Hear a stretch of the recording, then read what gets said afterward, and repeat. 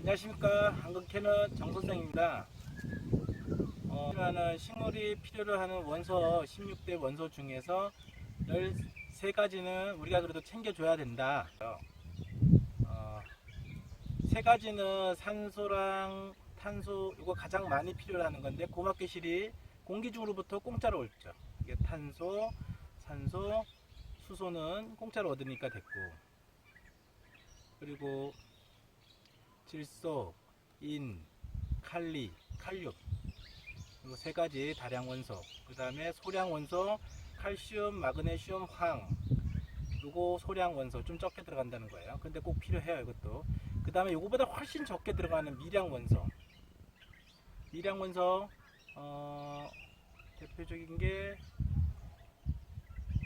철,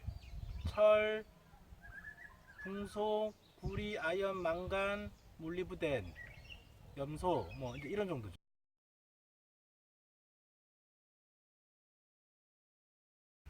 그래서 미량 원소도 아주 적게 들어가요. 뭐 1g 정도, 뭐 이렇게 비율로 따져 보면은. 근데 우리가 얼마만큼 줘야 되냐, 텃밭에 뭐 이렇게 고민하시는 분들이 많아요. 얼만큼, 언제, 이렇게 어떤 기간에 줘야 되냐, 그걸 잘 모르겠다 그러면은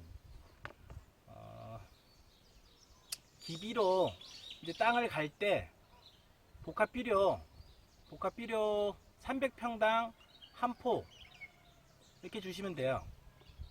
그러면 300평당 한 포면 300평이 1000제곱미터거든요. 300평당 20kg짜리 한 포 이렇게 주시면, 그 정도 이렇게 거기서 왔다 갔다 해서 이렇게 좀 주시면 돼요, 복합비료를. 그래서 뭐 조금 많이 줬다고 해서 문제 될 거 있는 거 아니고, 적게 줬다고 해서 막 크게 문제 있는 거 아니에요. 막 경찰 출동해가지고 잡아가고 막 이러지 않아요. 막 심각하게 막 달라들여서 뭐 이렇게 싸우고 이러면 안 돼요. 그리고 이제 정식 한 보통 그러고 나서 비료를 뿌리고 2주 뒤에 정식을 하고 나서 식재를 하고 난 한 달 뒤에 보통 이제 추비를 하게 돼요. 근데 이제 뭐 사람들이 얘기하는 거는 뭐 복합비료, NPK 위주의 복합비료 이렇게 줘라.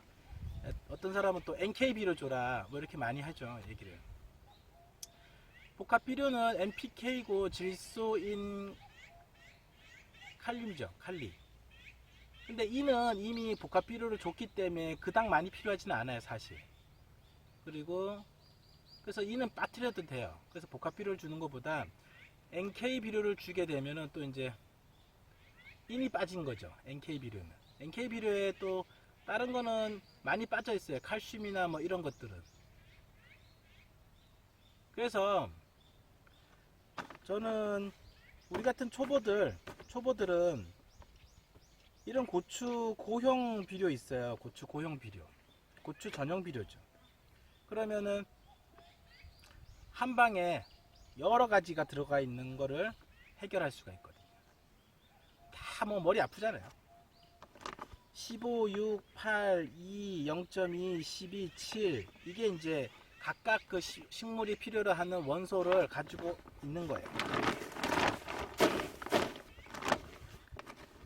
그리고 자, 한번 봅시다. 뒤에 내용이 어떻게 되는지. 질소는 15%, 인산 6%, 칼리 8%. 칼리가 칼륨이에요, 칼륨. 고토가 2%, 고토가 마그네슘이고요. 붕소 0.2, 유황 12, 그 다음에 석회 7. 석회가 이게 이제 칼슘이죠, 칼슘제. 그 다음에 부성분으로 규산, 이거 뭐 규산도 이거 석회와 같은 역할을 해요. 이거는 저 논에 많이 치시더라고요.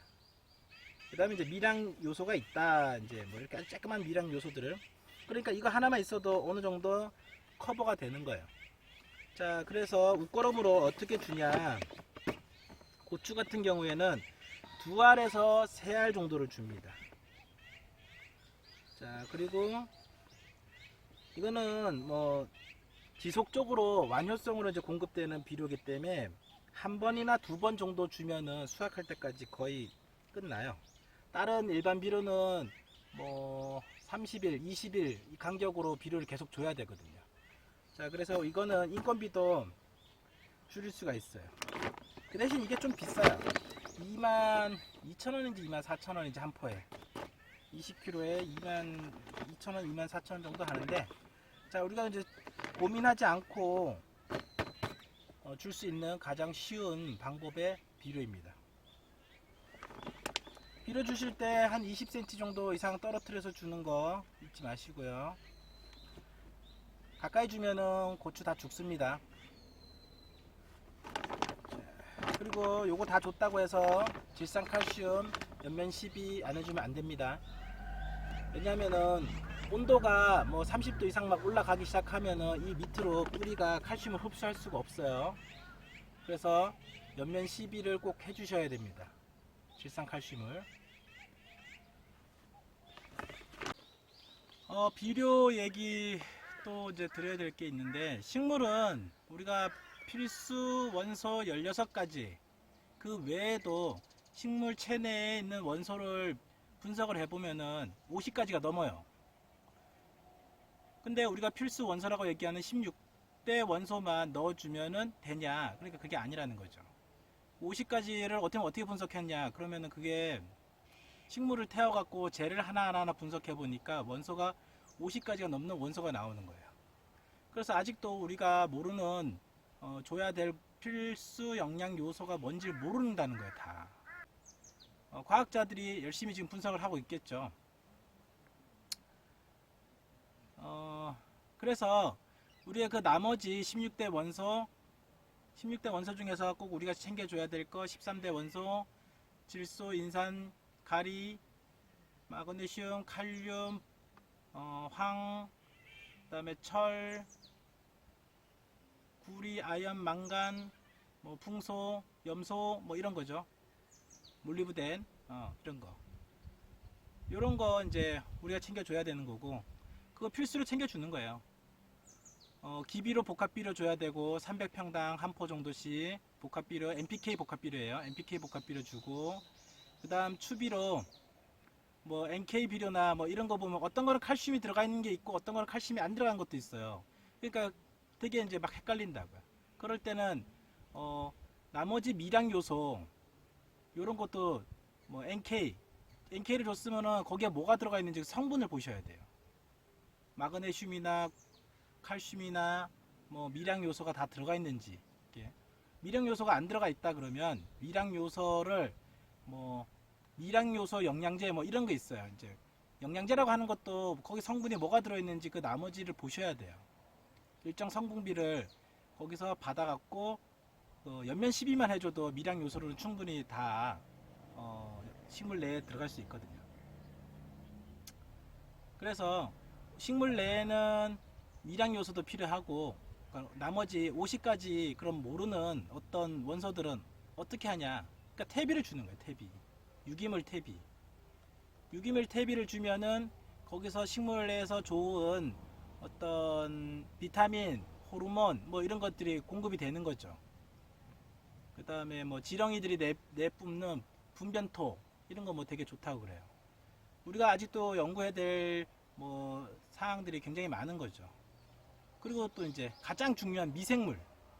미생물이 식물 발달 영양에 엄청 영향을 준다고 그래요. 그래서 저도 이제 미생물을 배양을 해서 쓰고 있거든요. 미생물은 배양하는 건 쉬워요.